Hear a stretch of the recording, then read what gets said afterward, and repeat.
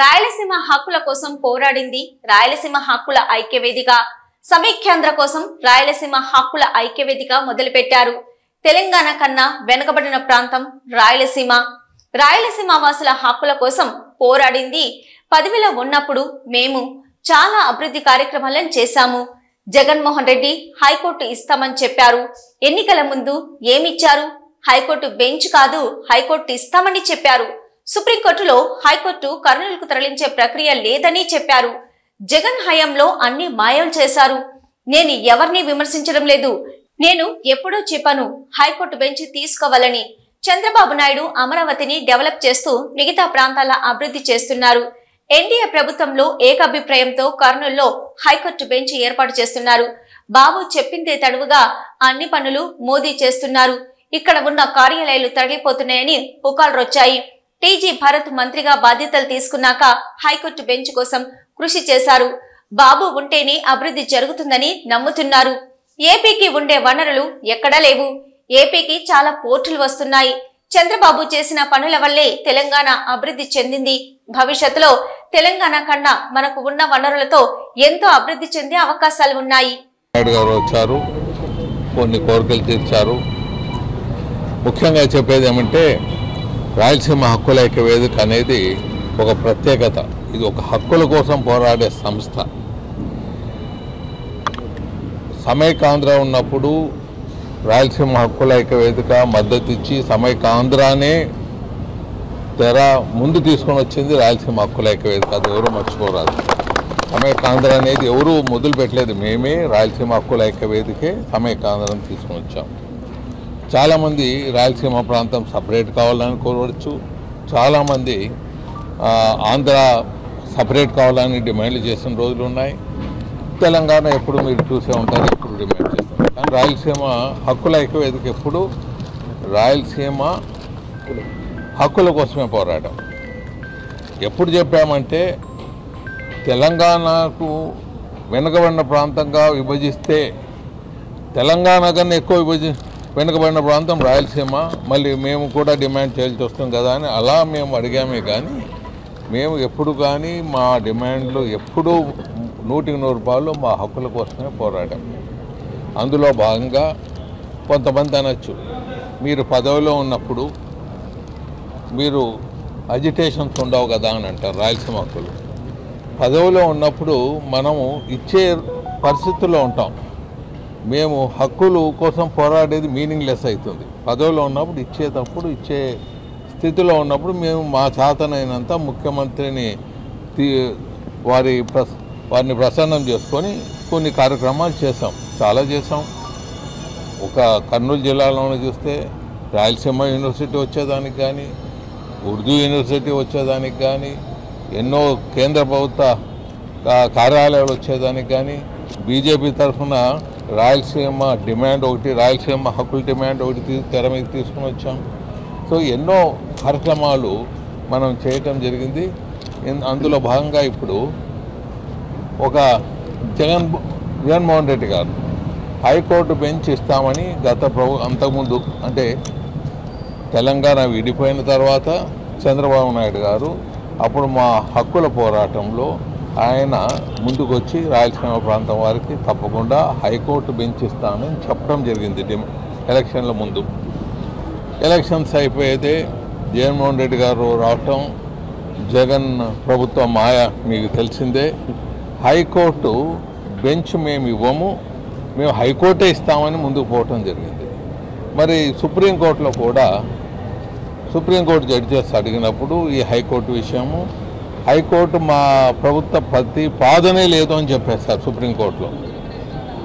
ఇంకా సుప్రీంకోర్టులోనే ఇంకా న్యాయస్థానంలోనే మా ప్రతిపాదన లేదు అని చెప్పినప్పుడు హైకోర్టు బెంచ్ కాదు కదా, ఏది రాలేకుండా పోయింది. హైకోర్టు బెంచ్ పోయింది, హైకోర్టు అనేది మాయగా నిలబడిపోయింది. నేను వారిని క్రిటిసైజ్ చేయటం లేదు ఎవరిని, కానీ కొంతమంది మిత్రులు రాయలసీమ ప్రాంతం వారు హైకోర్టు బెంచ్ ఇస్తామన్నారు, దాన్ని తీసుకోండాయని చాలామందికి నేను చెప్పాను. నేను అడ్వకేట్లకు వాళ్ళు ఏమంటే మీరు హైకోర్టు వస్తుంటే మీరు అడ్డుపడుతున్నారని. ఇంకా నేనేం మాట్లాడతాను, హైకోర్టే వాళ్ళు ముందు హైకోర్టు బెంచ్ తీసుకో, మళ్ళీ హైకోర్టు తీసుకోవచ్చు కావాలంటే. హైకోర్టు బెంచే రాకపోతే నీకు హైకోర్టు ఏమి ఇస్తారు వీళ్ళు అని చెప్తే వాళ్ళు నమ్మలేదు. చంద్రబాబు నాయుడు గారు అమరావతిని ఒక కొత్త క్యాపిటల్ని అన్ని హంగులతో ముందుకు పోతున్నాడు. దాని పేరుతో పెట్టుబడులు వస్తున్నాయి, అక్కడ మేము బెంచ్ ఇస్తామని చెప్పటము. తదనుగుణంగా చంద్రబాబు నాయుడు పరిపాలిస్తున్న ప్రభుత్వం, ఎన్డీఏ ప్రభుత్వం, పవన్ కళ్యాణ్ గారు ఉన్నారు, అలాగే లోకేష్ గారు ఉన్నారు, మరి భారతీయ జనతా పార్టీ నాయకులు ఉన్నారు. అందరూ ఏకాభిప్రాయంతో హైకోర్టు బెంచ్ క్యాబినెట్ అప్రూవల్ చేసి ముందుకు పోతున్నది. అలాగే ఇమీడియట్గా హైకోర్టు కూడా రాయమన్నారు, హైకోర్టు సుప్రీంకోర్టు ద్వారా తీసుకురమ్మన్నారు. ఇక మోదీ గారు అయితే చంద్రబాబు గారి మీద ఎంత ప్రేమ అంటే ఆయన చెప్పింది తడవుగా ఏ కార్యక్రమం చేసేదానికి ముందుకు పోతున్నారు. సో దీంట్లో భాగంగా కొన్ని రాష్ట్ర కార్యాలయాలు ఇక్కడ ఉండేవి, అవి రాయలసీమ ప్రాంతంలో ఉండేవి తరలిస్తున్నారు కర్నూలు జిల్లాలో అని ఒక రూమర్స్ రావటం, అదేదో ప్రతిపాదనలు కొన్ని అఫీషియల్స్ పాత అజెండా పట్టుకుని పోవటం, చంద్రబాబు నాయుడు దృష్టికి భరత్ తీసుకుపోవటం, హైకోర్టు బెంచు మంత్రి అయ్యేదే ఫస్ట్ డిమాండ్ చేసింది మాకు హైకోర్టు బెంచ్ ఇవ్వండి, మాకు కొన్ని కార్యాలయాలు ఇలాగే ఉంచండి అని చెప్పటం, భరత్ ముందుకు పోవటం, భరత్ మన ప్రాంత హక్కుల్ని ముందుకు తీసుకుపోవటంలో నా కుమారుడు భరత్ ముందుకు వెళ్తున్నాడు. ఎందుకంటే అన్నీ చూశాడు, నేను పెడుతున్న మీటింగ్లు, మాతో సహచరులు ఉన్న మీటింగ్లు అన్నీ చూశారు. సో నేను ముఖ్యంగా చెప్పేది ఏమంటే డెవలప్మెంట్ ఓరియంటెడ్గా మన ప్రాంతం నడుస్తున్నది. ఎక్కడ చూసినా అన్ఎంప్లాయ్మెంటు బాధలు ఉన్నాయి. సో దీన్ని ముందుకు తీసుకుపోవాలంటే ఎక్కడన్నా మేము ఢిల్లీలో పోని, లేకపోతే ఫారిన్లో పోని, ఎక్కడ పోని చంద్రబాబు నాయుడు గారు ఉంటేనే పరిశ్రమలు వస్తాయి మాకు నమ్మకము. అలాగే పరిశ్రమలు ఉన్నాయి అంటే అగ్రికల్చర్లో విప్లవం వస్తుంది, అన్ని అగ్రికల్చర్లో విప్లవం వస్తుంది, అన్ని డెవలప్మెంటు ఒక రొటేషన్లో ముందుకు వెళ్ళిపోతాయి. అది చాలామంది అర్థం చేసుకోరు.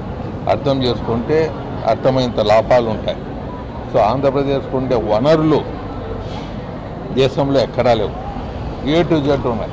రాయలసీమ ప్రాంతంలో తీసుకుంటే అన్ని రకాల మైన్స్ ఉన్నాయి, గోల్డ్ దొరుకుతుంది, డైమండ్లు దొరుకుతాయి, మైన్స్ ఉన్నాయి, ఆటం బాంబు చేసే మందులు అన్నీ ఉన్నాయి ఈ ప్రాంతంలో, రాయలసీమ ప్రాంతంలో. మళ్ళీ గోదావరి జిల్లాలు పోతే నదులు ఉన్నాయి, సముద్రం ఉన్నది. మనకు రాయలసీమ టచ్ అవుతూ అంటే ఆల్మోస్ట్ టచ్ అవుతూ చిత్తూరు జిల్లాలో బార్డర్లో నుంచి సముద్రము పూర్తి స్టేట్ అంతా. ఇంత సముద్రం ఉండే ప్రాంతం ఏ రాష్ట్రానికి అంత ఉండకపోవచ్చు, అంత సముద్రం ఏరియా మనకు ఉన్నది. అన్ని పోర్టులు, చాలా పోర్టులు వస్తున్నాయి. ఆ పోర్టులు వచ్చే కొద్దీ అభివృద్ధి చెందుతూ ఉంటుంది. ప్రపంచంలో చీపెస్ట్ రా మెటీరియల్ ట్రాన్స్పోర్టేషన్ ఏదైనా ఉందంటే ఓన్లీ నదుల ద్వారా పోయినా సముద్రాల పోయిన ట్రాన్స్పోర్టేషన్ చీపెస్ట్. సో అది మనకు లభ్యంగా ఉంది. మరి అలాగే సముద్రం ఉంటే ఎన్నో వనరులు మనకు పనికి వస్తాయి. ఈ రెండు ఉన్నాయి. తెలంగాణ ఇప్పుడు మీకు ఒక మ్యాజిక్ మాదిరి కనపడచ్చు, డెవలప్మెంట్ కానీ ఇది కానీ. ఎందుకంటే అప్పుడు చంద్రబాబు గారు ప్రభుత్వం చేసి పెట్టిపోయిండే ఇది ముందుకు పోతూ ఉంది.